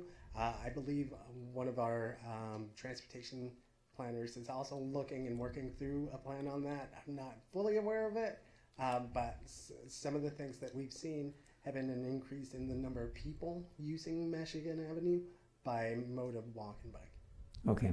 And the ultimate destination, if you could look ahead, of Mango, where is Mango going to end? At the east end, let's say, hypothetically. So the way Mango works is it is a solid line through the center of town, and then the further east you get, it splits into a Y. And there's what's called the Wiggle, which is the part that goes up 19th Street and then starts to take left and right turns until it gets basically to the connection at Dorchester. Okay. And then can basically go all the way south on Dorchester. It becomes 30th. Right. And then if you go the other direction on the Y, that's where basically you'd keep going on Michigan as if the freeway never came through. And you would go behind Crossroads, thank you. Crossroads, and pick up where Michigan is on the north side of the freeway and get to Bergamot Art Center. Okay. So Y's. Right. And so the analogous question for the 17th Street project, when it hits Santa Monica College, how are they prepared to receive this, bountiful harvest of bicyclists and birds? Right. So what we've been looking at is how we do something akin to Samo High on Pico in that bit, because the best place for people to go is to veer slightly to the right and pick up 16th Street. That's a really nice kind of lower volume street through. So we've been looking at how we can do that. It's pretty tricky. I think we would have to shift a lot of the traffic, like basically take all of the lanes of traffic and shift them to the left, because there's parking on the... To the south, you mean? As you're talking about Pico, shifting Pico to the south, okay. Because the north side doesn't actually have any parking along the cemetery. It's on the Santa Monica College side that there's loading zones. So it looks like we either have to take out the median, similar to Samo High, or we would have to shift all the lanes over to pick up a north side bike connection on that side. So it's very tricky because it's super tight. There's no way we can even accommodate a kind of shared path on the sidewalk there. Right. But we have been looking at how we might accommodate that. Right. And I was also asking how the actual Santa Monica campus absorbs their load from that point where it's essentially coming into their campus. Yeah. Is there a logical way for people to get to where they need to go in the, past that parking structure, and there's that driveway that goes down? It's actually rather complex there. I don't know if it's resolvable, or are they addressing that issue? Are they just saying, well, it's so far off, we don't really need to address it? No, I mean, they've been definitely engaged, and Carlos has been talking with them and talking to their transportation committee for sure. They're not open to on property cycling, so they would want cyclists to dismount. The way we've organized the entry into the college is through that sort of area that you can either go into the parking structure or you can go into the drive area that leads back to the aquatic center. So that gives sufficient space for cyclists to dismount and then join the rest of the kind of campus. I mean, it is Santa Monica College's decision whether they want to accept cycling on campus. It's not unusual for campuses to not want that. Well, but they have to have a place to absorb these cyclists that are then going to be walking on campus. There has to be a place for them to, like you say, not only dismount but park. And yeah, there has been an ongoing conversation about what on that edge, as they do their campus renovation, is going to be able to receive that level of bike parking. And I think that's on their radar. I don't think they have an easy in-hand solution at the moment, but I think they're aware of it. okay, last question is, how much is this 17th Street project going to cost? Yeah, I mean, it's it's about 7 right now, with what 50% from grant funding, 7 million. It is it's about 7 million at present because of if a number of the components have been more expensive because of the desire to find these compromises. There are certainly cheaper ways to install this kind of project, but it does require then more losses to the local community, which seemed something that wasn't appropriate for this type of project. So in order to preserve the parking and the mature trees, we did incur more cost in order to weave it through the neighborhood in the way that Carlos described. Okay, and just sort of close the loop on that, if you could come up with a figure of cost per mile of Mango versus a cost per mile of this kind of higher level, what are we talking about? What's the difference? And Well, kind of very different facilities. Right? yeah, I know, I understand that. That's why I'm asking. Because Mango didn't provide protections for cyclists. Really, it just put cyclists. It slowed all traffic and put cyclists in the mix with traffic, which for some cyclists still doesn't feel as comfortable.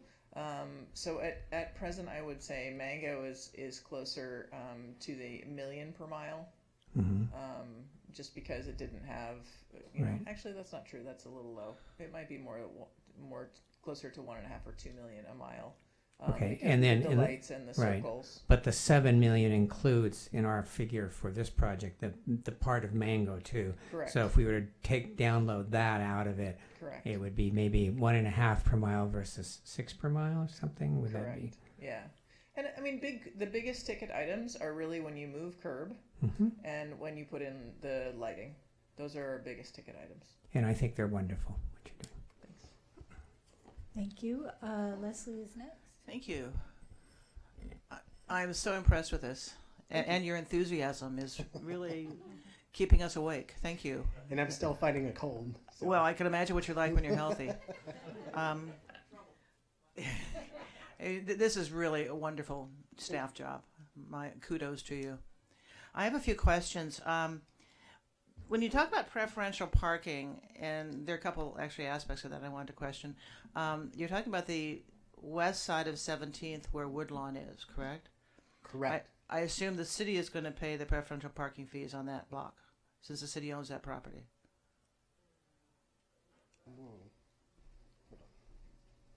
The city would pay the fee for installing the signage for it. The application for individual hang tags that residents would apply for would be a resident-borne cost. Even though it's city property? Correct. It's true that in any preferential parking district, the city pays for the cost of the installation of the signs. No, I understand, but this is different. You have a whole block of city-owned property, so the residents are incurring the costs of the city part of the preferential parking area. One way to think about it is typically we shy from putting residential preferential parking adjacent to publicly owned pieces of land or commercial zones. So in this case, it is a sort of extension of the ability for residents to access, which normally wouldn't be the standard. Well, I understand all that, but the point is they're paying more than they would be paying if it weren't city-owned across the street because there'd be private property owners paying. They'd be paying more because they wouldn't have paid for permits otherwise. Well, actually, half. Do you understand what I'm saying? The other side, the east side of 17th Street, is already preferential parking. Oh, so you're just moving it to the west side? Correct. So some of the residents private property owners in a preferential parking lot have to sign off on whether they want to do it or not, and then they pay the fee. Yeah, but at the moment they can't park there because. But you have a substantial portion. But it's parked out by students already, so that they're going to get access to parking that they didn't have. I understand what they're getting. It just seems odd that the city's not. If you don't have parking, you're prepared to pay for it. I think that's. All right. I mean, that's one of the features about this. Okay. So is it preferential parking on Michigan too you're proposing? No. No, it's just 17th Street. Yeah, there is some. Okay. And you had an incredible community outreach program. I applaud what you did. Thank you. Did you include businesses in the outreach? We mailed out to everyone within 20th Street, 14th Street, Pico to Wilshire, and a little beyond. We just sent out mailers inviting everyone. We also had, for the ice cream block party, we actually had people hand deliver invitations and postcards and tried to notify as many people as possible. I'm sure you did. And this is just a small issue because I used to use the vet at 17th and Olympic, Dr. Jones. Yep. How much of the parking on that 17th Street bridge are you taking away? Is it only 8 spaces? Did I hear that correctly? I don't have the number memorized by heart. I mean, this is not enough to stop the plan. I'm just curious because people park on the bridge with their sick animals and go to the vet clinic. And if there's no parking, that's kind of complicated. I think we're looking at, there's a total of 18 spaces along the west side. We're proposing removal of 4. Okay. And those are usually near kind of the edge of the... Okay, so it's not all parking that's going on. Correct. Another question is, you mentioned somewhere in your staff report, I can't find it now, that you've actually talked to operators of assisted living facilities and convalescent hospitals, et cetera, but not all of them. Correct. We continue to do outreach throughout, and part of it is calling, asking them, hey, here's the project, when can I come out and meet you? And we leave it to them to try to give us a time when we could go out that's convenient for them. I'm pretty much available 24/7, so I kind of live, work, breathe this project for the next couple of years, but they haven't taken us up. So we're going to continue to follow up and ask them to kind of engage. We send them information about the project. We've sent them drafts of these illustrative plans and talked through some of the concerns, but they haven't. The only reason I ask is it seems that there are design considerations when the frontage is an assisted living facility. Correct. So you're going to make sure that all of the facilities along 17th will have, whether it's Correct. paramedic parking or ambulance parking or whatever that is. Correct. Okay. And it's interesting. The city has the authority when a curb cut is no longer being used, the city can actually go in and do a closure of it. That's interesting. It's in our public works code. That's interesting. If it's deemed abandoned, we could go in and ask property owners to rectify the situation. Does that include making a curb where the curb cut is? Yes. Wow. And redevelopment used to get a bad rap. And do you have to deal with Caltrans on the 17th Street Bridge? Yes, That's one more complication that's going to add time, believe me, yeah. And then I understand that these circles, the emergency vehicles can actually navigate the circles. Does it slow them down much? It slows them down to an extent, but they're able to make a whole 360 loop around it. I'm just wondering if there's like a critical time factor with what it takes to get around the circle. There are different modes of operation for fire vehicles. There's what they call a class 2 or class 3 response when they have their lights on versus when they don't. We made the circles available for when they don't. If they ever have to, they have the power to go Just through drive over or drive over if they need to. Okay. Thank you. And thank you again for the staff effort. It's really, really remarkable. Thank you. Can we have an ice cream social soon? I'll try. It was fantastic. So I wanted to understand better that shared use path on that last block. Correct. Is that bikes and pedestrians? Yep. And what is going to make the bikes not run the pedestrians over? Correct. That's something we keep hearing. Some of the treatments that we can do are different shades and elements of color and texture to delineate the different spaces.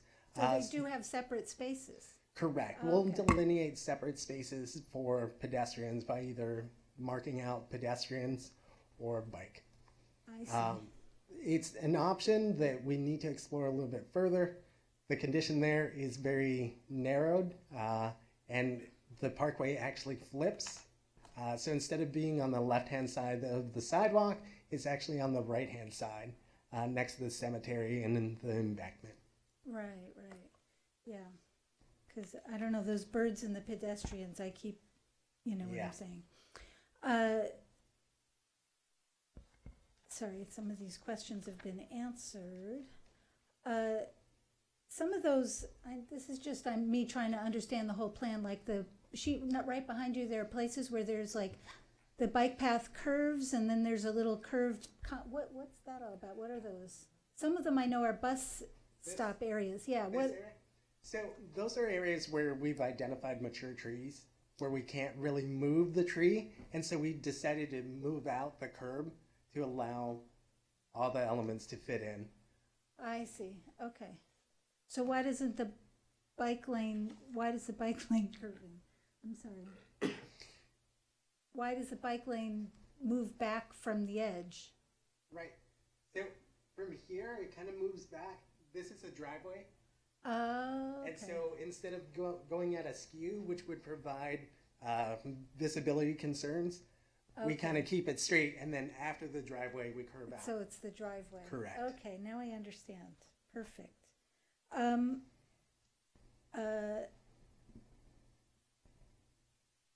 So there's those things you called them something.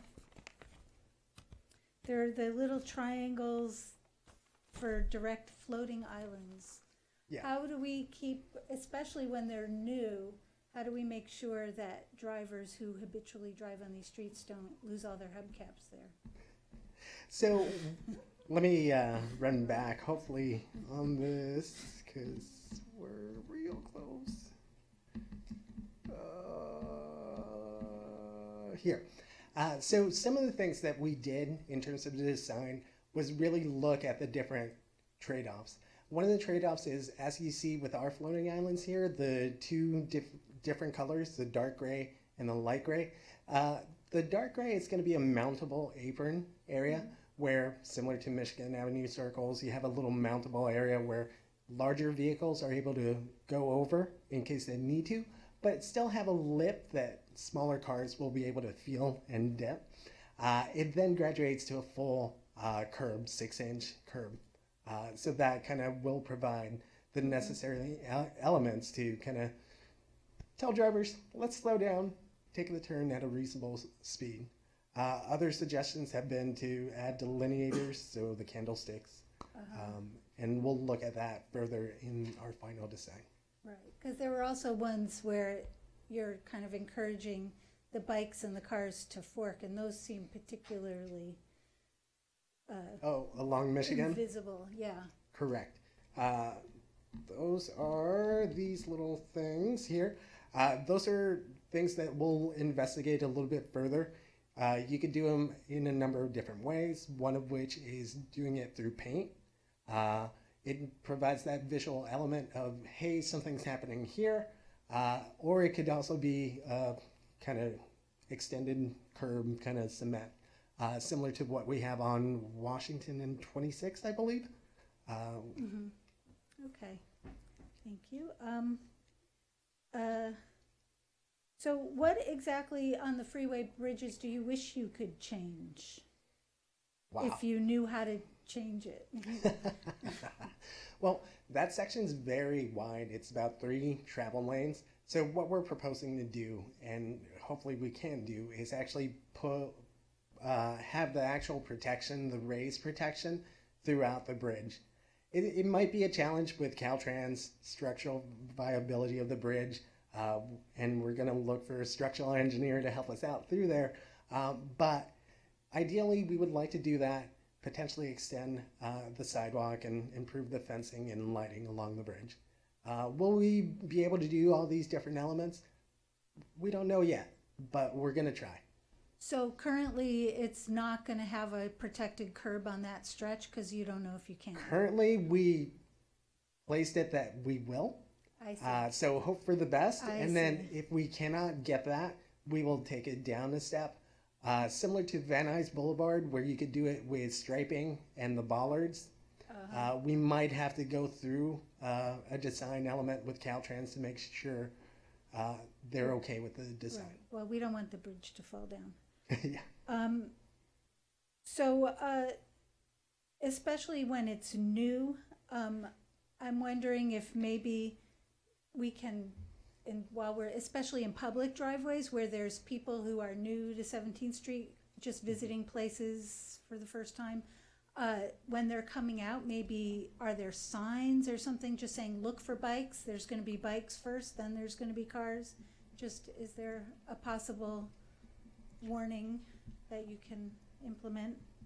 I think we could look at different education campaigns that have happened throughout. I know San Francisco and some other places really did a great job of kind of explaining what the differences and nuances are with protected bikeways and driveway entrances and exits by doing a lot of kind of guerrilla marketing, putting out signs on existing street lights, mentioning what the changes are and what to expect and where to get more information. And we could do a combination of that plus additional videos and social media informing the public, here's the new situation, here's what you watch out for. Right. Well, I mean, it's a little different situation on 2nd Street because they're not protected bike lanes, but I mean, those are people, they don't know what the green is and they just think it's a place to pull over while they wait to get into the parking structure. Correct. You know, so I just want to make sure they're not nosing into the bike lane because they think that's their way to get out into traffic. All right, and then of course I want to know when we can do 14th Street because that would be so cool, especially because there's so much traffic already. The rest of us might want to just take a different street so we're not going to the college, you know. Correct. We're actively setting a protected bikeway network. It's one of our strategic plan things that we're trying to do. Right. Increase the number of options. We're trying to get a buffet of options, basically, for the city of Santa Monica, including our bicycling facilities. And having done this plan, does that kind of, is it a template that will make it quicker and more expedited to get it through on other streets? We're hoping it is. As with any plan, it's a learning experience. And so some of the trade-offs that we had to make and look for and or different conversations that we had to have with different departments, we're currently having them and hopefully learning and progressing through them. And teaching. And teaching, yes. Thank you very much. Let's go to the timing. So it might be Ms. Stefan that wants to take this question. So we have the money. I mean, I didn't think that any of your answer to why it was taking so long actually stacked up. Do we have the money? And if so, what's the impediment to us doing it? And if we don't have the money, why don't we just pull it forward in the CIP, which is due in 4 weeks, do it and then get backfilled from the federal cash? Why is it going to take so long to do something which is so clearly on message in Vision Zero and so clearly a transformative project for this whole city in mobility and pedestrian safety and every other thing that we're trying to achieve? I don't understand that at all. And nothing you've said here has made sense about why it takes so long. One of the next steps is the final design construction documents. So I get that. That doesn't take that long. I mean, we're not talking 3 years. It's anticipated to take a year just because there's a lot of underground infrastructure that we still have to watch out for. So, for example, on Arizona and Broadway, where we're proposing raising some of the elements, we're going to have to look at how the water flows and all that. So you're saying it can't be done quicker than 3 years, no matter what? Correct. No, that can't be right. That just does not make sense. We share your frustration. I mean, you know, I think that certainly when we get to a point where the community is interested in this level of and invested in this level of change, we'd like to see it happen overnight as well. The federal money, unfortunately, is never allowed to be something that they'll approve unless we follow their process. They're not open to us spending it and then they'll reimburse us after we've spent it not following their process, which is very frustrating. And I think the city has tough choices to make with regard to, you know, leveraging existing dollars for these grant funds, and the trade-off for leveraging the money is the timing, which is so. If it wasn't the unfortunate. money, what would be the earliest with the engineering design, quicker RFPs, etc., etc., etc., we could get this piece of engineering It on the would road? probably shave a year off to not have to wait for the different approvals. I mean, one thing that we're working on very actively right now is the options for expediting procurement. So we've heard loud and clear that people would like to see the safety improvements right away, and they'd also like to see more kind of localized improvements tried out and piloted.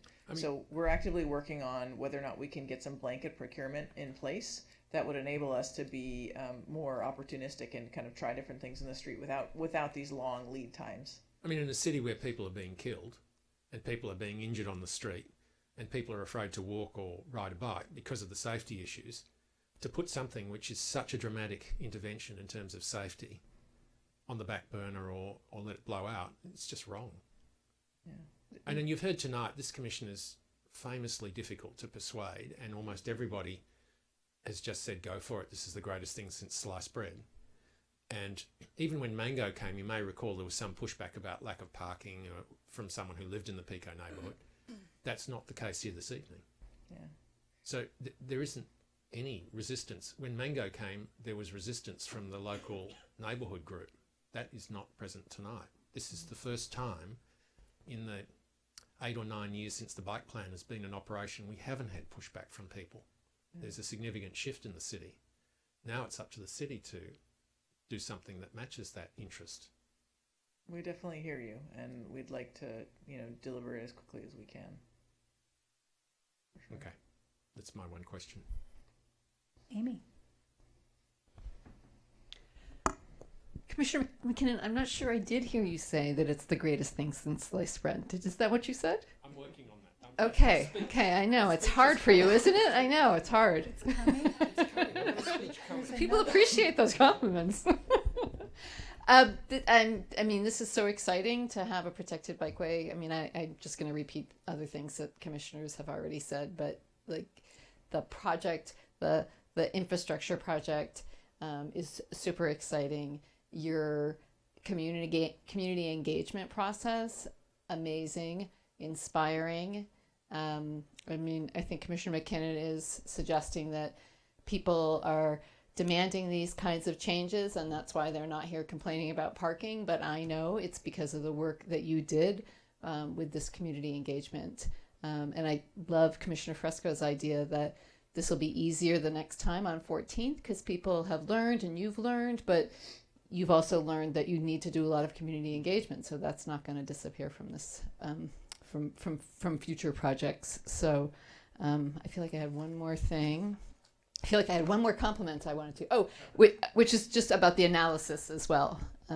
Like just fantastic the way I think that you were looking at things so closely, especially the parking that people hold so near and dear to their heart. So so kudos for fantastic work.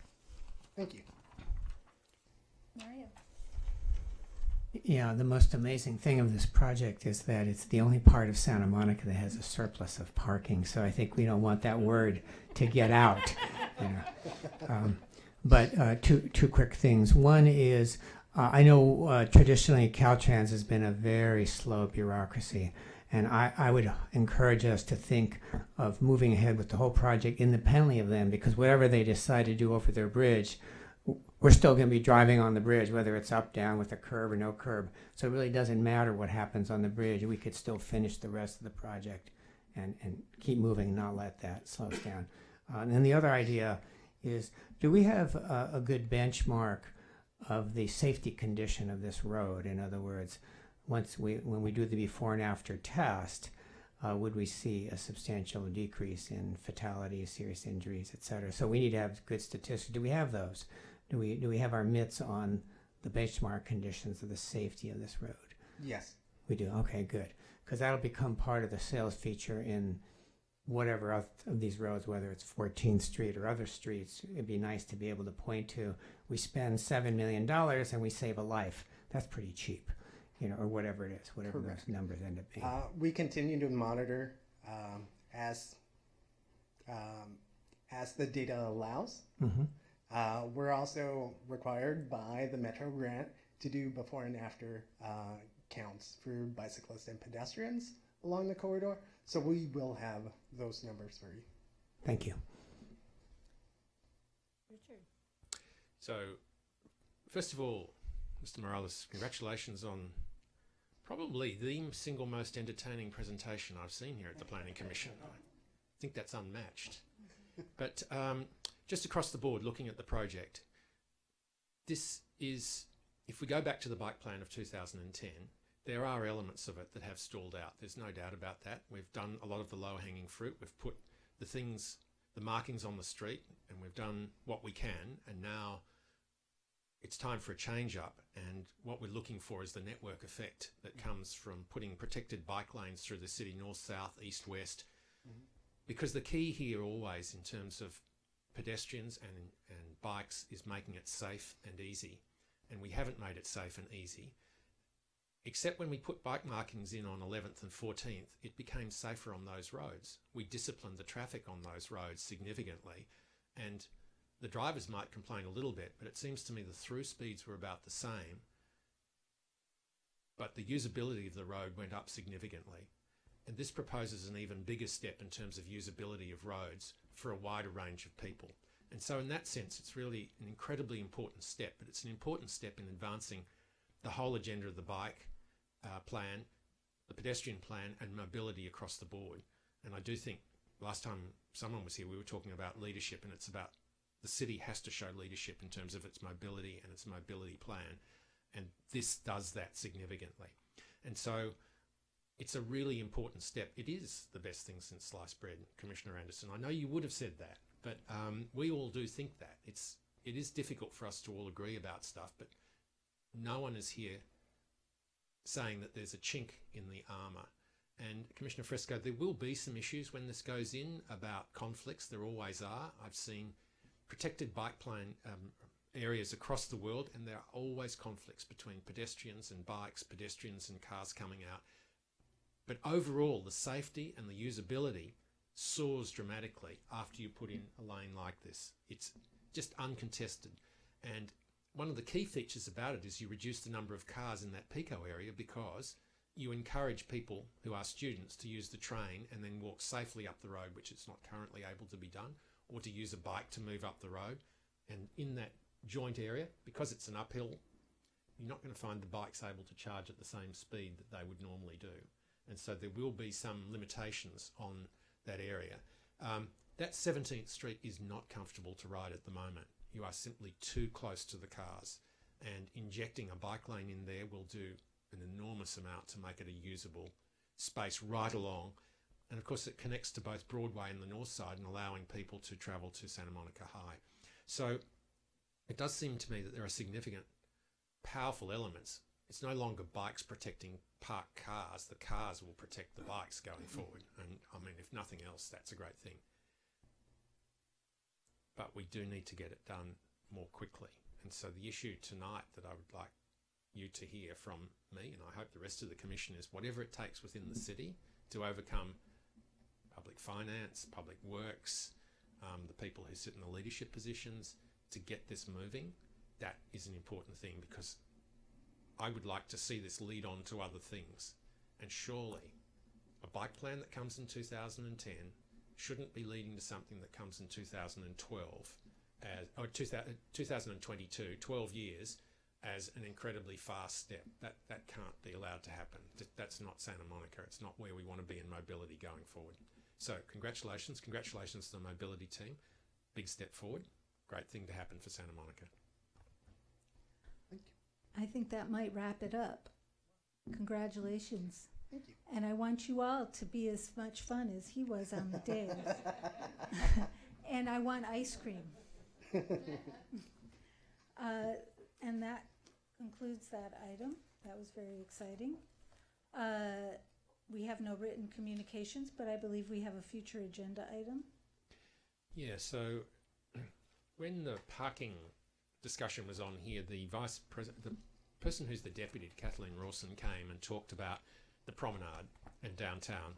and you looked at the numbers of people who were parking, the 7 or 8% slump in the numbers of people parking in that area. Anyone who's been to the promenade knows that the north end is in considerable trouble. There's a lot of empty spaces down there. And Tesla, which moved in there 9 years ago and was the first forerunner of the experiential retail, is now shifting to the mall. So there's an issue down there, and you can't have that block simply empty. The issue then becomes, what do we think as a city should go into that area? What do we want to encourage? How do we see the city developing? That 3rd Street Promenade is just central to not only the economics of the city, but also the social life of the city in so many ways. And so last night, the downtown Santa Monica had the 3rd of their planning sessions, and people walked around and looked at it. I do think it's an issue that the Planning Commission needs to take up and have a discussion session as soon as possible to highlight the issues and the problems and start talking about what might be potential solutions going forward. We're not alone. This is a discussion that downtowns are having across the country as retail collapses under our eyes. But the removal of Barnes and Noble is really a really significant issue. And so I'd like to propose that we do that. And if nothing else, maybe it's Downtown Santa Monica Inc. coming in and starting to talk about the things that they're thinking about and what the community might be involved in. But we need to elevate it, and need to elevate it rather quickly, I think. Otherwise, we're going to have a city that just loses an important part of its economy and its social life, and it won't come back without some real rethinking. So that's my proposal. Okay, beautiful. Do you have something else? I do. I would like to add as an agenda item for discussion, basically a look at how well the inclusionary requirements of the DCP are working or not.